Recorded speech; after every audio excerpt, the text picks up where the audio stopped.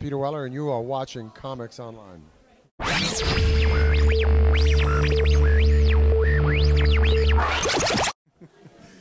remember the first time watching Robocop, so honestly, this is a very big honor for me. When was the last time you watched it? Honestly, I think it was in the last 6 months. I watched it recently. Yeah, it's the 25th anniversary. It is 25th.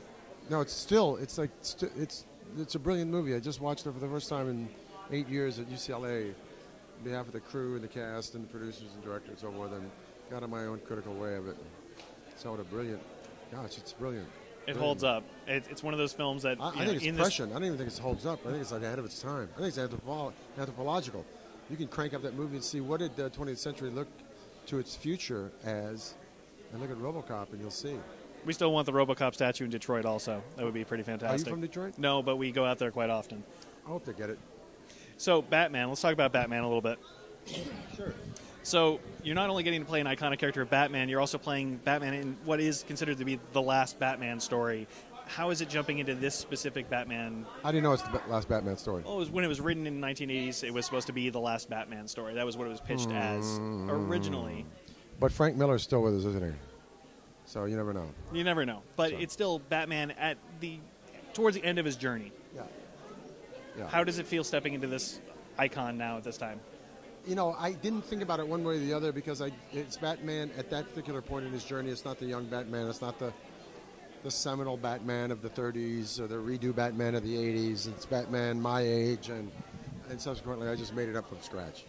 So I didn't feel like I had to live up to anything. Have you read Batman comics before, or had you been a fan of Batman as a kid? As a kid, sure. What stood out to you, as a kid when you were reading Batman? What elements of Batman were core to you? How lonely the dude is. That's not a dude you're going to dinner with, man. Is he? You going to a museum with that guy? I don't know. It might be interesting. Yeah. But that's what stood out for me is that, like, the guy's dark. He lives in a hole, man. He lives in a mansion in a hole. Well, with the first movie, it was Batman getting back to his roots of what he needed to do, and now Batman has an army, essentially. It's very different. Batman gets to exercise his particular political volition on the town of city of Gotham. That takes also enlists some accountability and responsibility.